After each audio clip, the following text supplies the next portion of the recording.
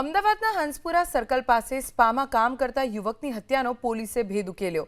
Vishala umpire બિલ્ડિંગમાં આવેલા ક્રિશ સ્પામાં નોકરી કરતા દશરથ મીણાની હત્યાના આરોપમાં પોલીસે 4 લોકોની ધરપકડ કરી।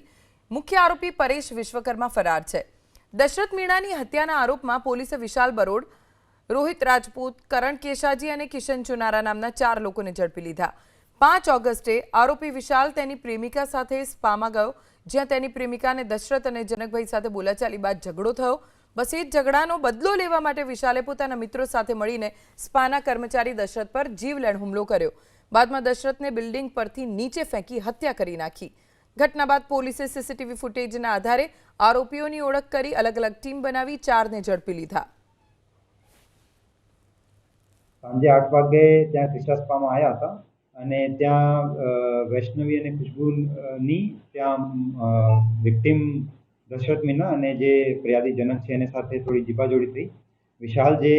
વિશાલને એવું બીક લાગી કે એની ગર્લફ્રેન્ડ વૈષ્ણવી જોડે આ મરણ જનારે જીવાજોડી કરી છે, તો એની કાર રાખીને એ પોતાના 4 મિત્રો સાથે રાત્રે આવીને મારપીટ કરી છે।